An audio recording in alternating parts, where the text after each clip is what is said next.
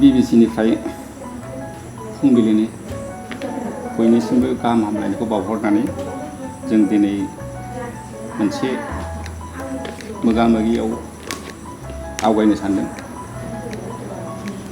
जोंनियाव बे मोगा-मोगियाव आलासि हिसाबै दङ नैबे सानस्रि ब्रह्म मोसाहारि। खुलुमबाय। आरो जोंहा खाथियावनो दं जोंनि आगोलनि कख्लाबारि समस्तिनि पार्टी एमसिएलए मानगोनां मनिपुर बसुमतारी। जोंनि मिथिनायनि थाखाय जोङो नुजाथिनाय जादों। दा जोंनि गेजेराव इन्डियान आर्ट फेडारेसन कम्पिटिसन मोनसे जानानै थांदों। बेहाय जोंनि गोग्गाथाव जोंनि कख्लाबारिनिफ्राय सानस्रि नैबे सासे उन्दै हिन्जावसा सानस्रि ब्रह्म मोसाहारि बे गिबि फार्स्ट हिसाबै बे कम्पिटिसनाव बाहागो लानानै देरहासार जादों। बे जोंनि गोग्गाथाव आरो बेखौनो मिथिनो थाखाय जों बेहाय जयै मोगा-मोगि लानो थाखाय फैनाय जादों। दा आं सोंनोसै सानस्रि नोंथ' जोबोद उन्दै गथ' आरो माब्ला जे fine arts bachelor of fine arts फोजोबखो आरो इन्डियान आर्ट फेडारेसन कम्पिटिसनाव देरहासार जानो हाखो जों जोबोद गोजोननाय मोन्दों, गोग्गानाय मोन्दों। दा बेनि सोमोन्दै दा एसे नोङो बेखौल' बुंनानै लादो नोंनि थं बिमा बिफानि मुंखौ एसे बुंनायसै। आंनिया मुङा सानस्रि ब्रह्म मोसाहारि आरो बाबानि नामा दुर्शन कुमार ब्रह्म मोसाहारि। डिस्ट्रिक्टआ बाक्सा, गामि कख्लाबारि, पिन नाम्बार 781330, पस्ट अफिसाबो कख्लाबारि। सानस्रि ब्रह्म मोसाहारि बावैसो जों मिथिनानै मोन्दों नों बावैसो इन्डियान आर्ट फेडारेसन कम्पिटिसनाव बाहागो लादोंमोन आरो बे बाहागो लानायाव सेथि मासि मोन्दों देरहासाराव। दा बे सेथि मासि लानो हानायाव नों माबायदि मोनखो आरो बे माबोरै माब्लानिफ्राय जागायामोन आरो माब्ला जोबामोन? आं जोबोर गोजोननाय मोनदों आरो सेथि मासि लानानै। दा जोंनि हारिनि थाखायबो गोग्गाथाव जायो जे जेरावबो जोंनि हारिया सेथि मासिखौनो आवग्रिनो हायो आरो गासैबो जेरावखि बाहागो लाया मानो। दा बे बादायलायनाया अनलाइनैसो जादोंमोन आरो दाथ' लकडाउनबो सोलिदों नालाय गासिबो अनलाइनजोंनो सोलियो। बे अनलाइनावनो आं ओमफ्राय एप्लाइ खालामदोंमोन, निटआव नुनानै एप्लाइ खालामदोंमोन।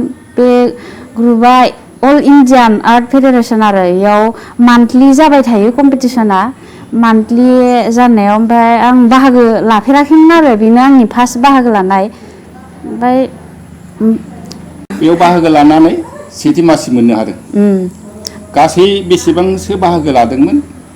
गासै 80 जनानो बाहागो लादोंमोन आरो बेनिबो बांसिनबो जानो हागौ। सेथियाव नों जाबाय, नैथि आरो थामथियाव बबे हादोरनि? नैथि थामथियाव सासेया नैथिनिया माबानि बिहारनि आरो ओमफ्राय थामथिनिया छत्तीसगढ़नि। बेबो हिनजाव मानसियानो आरो। मा मुं मिथिगोन ना? मुङा माबा बावबायलै दाननांसिगोन। ममता। ममता ओमफ्राय माबा सिन्हामोन नामा? हेमन्त सिन्हा। हेमन्त सिन्हा। आदसा दे मोजां बाथ्रा नों सेथियाव जानो हादों, बर' हारिनि गोग्गाथाव। दा बे जाफुंसाराव आगोलाव आर्ट कलेजाव फरायदोंमोन ना होमबा? मावबेहाय फरायदोंमोन? Kokrajhar music and fine art कलेजाव फरायदोंमोन आङो। बेहाय माबा BFA नङाबा FA?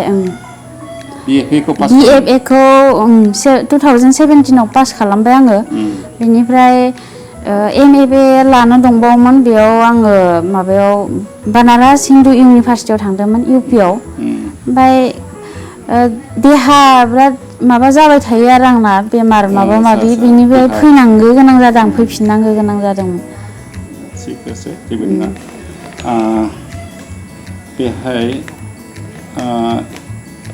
इन्डियान आर्ट फेडारेसन कम्पिटिसनाव गासै बेसेबां जोंनि गेजेराव सिलेक्सन खालायनाय नोंसोरखौ? 80 जनसोनि गेजेराव टप 10 आव थांदोंमोन आरो आंबो ओमफ्राय बेनिफ्रायनो टप 10 नि गेजेराव आंखौ सेकेन्ड नाम्बाराव होना दोनहरदोंमोन आरो ओमफ्राय सेकेन्ड नाम्बाराव होना दोनहरनानै भटजों देरहाहोनो थाखाय माबायाव हगारना होनाय जायो आरो भट मोननानै जोंनि हारिनिनो गोबां हेफाजाबजों देरहानाय जाबाय आरो भट मोननानै मोजां बाथ्रा जोंनि हारियाबो नोंनि बागै भट होनानै सेथियाव लांदों आंबो गोजोननाय मोनदों आरो जोबोर साबायखर बावनांगोन दा आं मोननैसो सोंबावनोसै बेनि आगोल बेचेलर अफ फाइन आर्ट्स कलेजाव फरायनायनि आगोल नोङो मेट्रिकखौ बबे सनाव बबे मायथाइयाव पास जायामोन आरो HLC नि उनाव माबाफोर फरायबावदोंमोन नामा आङो मेट्रिकखौ बे कक्लाबारि गार्लस हाइ स्कुलावनो 2008 आव पास खालामदोंमोन आरो ओमफ्राय पास खालामखांनानै कक्लाबारि सापागुरि माबा कलेजाव 2000 HS खौ 2010 आव पास खालामदों पास खालामखांनानै बिनि उनावसो आङो कक्राझार फाइन आर्ट्सआव थांनाय जादों आरो दा बेनि उनाव आरोबाव गोजौ सोलोंथाइ लानायनि थांखि दं नामा हयथ' बेनारसनि हिन्दु बिश्वबिद्यालयाव एडमिसन लानाय जायाखै फरायफुंनाय जायाखै बेनि अनगायै इयुननि बेलायाव आरो माबाफोर गोजौ सोलोंथाइ लानायनि थांखि दं नामा सोलोंथाइ लानायनि थांखिया दङ आंना ओमफ्राय गोबां प्रब्लेम दं आरो प्रब्लेमनि थाखायनो आङो थांनो हायाखै बिदि माबायाव दं आरो दा आं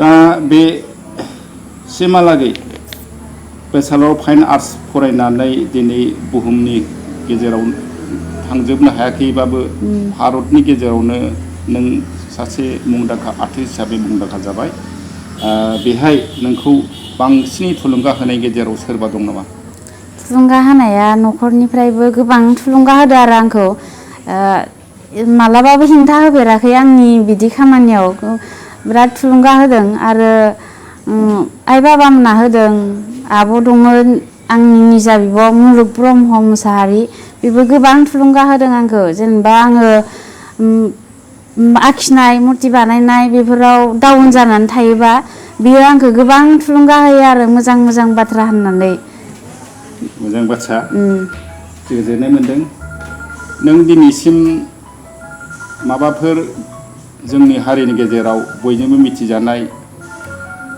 मुंदांखा जानो हानाय सोरनिबा मुर्ति बानायना दोननो हाबाय नामा आङो गिबि खेब मुंदांखा जानाय आयं जायो आरो एबसुनि फाउन्डार प्रेसिडेन्ट बानेश्वर बसुमतारी बिनि मुसुखाखौ बानायदोंमोन आरो आङो 2018 आव कक्लाबारियाव मोजां बाथ्रा बेनि उनाव आरोबाव गुबुन जायगाफोराव क'क्राझार चिरांफ्राव आरोबाव बिदि मुर्ति बानायनानै दोननो हादों नामा क'क्राझाराव बानायनायाथ' गोबां जायगायावनो बानायनाय जादों पेन्टिंबो बानायनाय जादों आरो ओमफ्राय मोनसे ग्रुपनि खामानि मावदोंमोन जोङो 2015 आव अमस्रि हटेलाव क'क्राझार अमस्रि हटेलाव बेयाव दङ खुलुमनाय सिख्ला सानैनि मुसुखा दङ बे ग्रुपनि खामानि आरो गोबां पेन्टिंबो दङ क'क्राझारावबो मोजां बाथ्रा गोजोननाय मोनबाय सानस्रि ब्रह्म मुसाहारि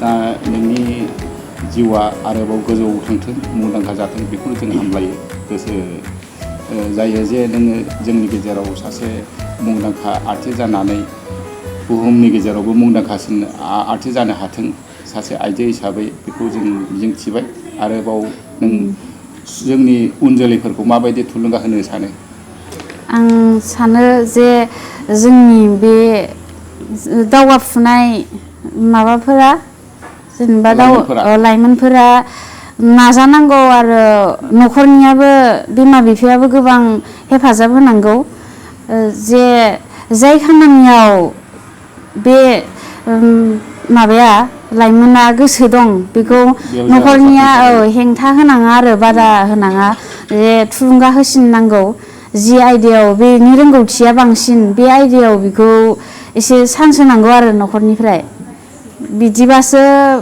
गोजौआव थांनो हायो आरो बांसिन न'खरनि हेफाजाब आरो गावनि नाजानायजों जौगायो नाजानांगौ गावबो खस्थ' खालामनांगौ। जोबनायाव सानस्रि ब्रह्म मोसाहारिखौ साबायखर होबाय जोंनि स्टुडिअ'आव फैनानै आलासि हिसाबै जोंनो गावनि जाफुंसारखौ रायजोफोरनो दिन्थिनानै होबाय बिनि थाखाय साबायखर खुलुमनाय जासिबाय। खुलुमबाय आंबो जोबोर गोजोननाय थाबाय।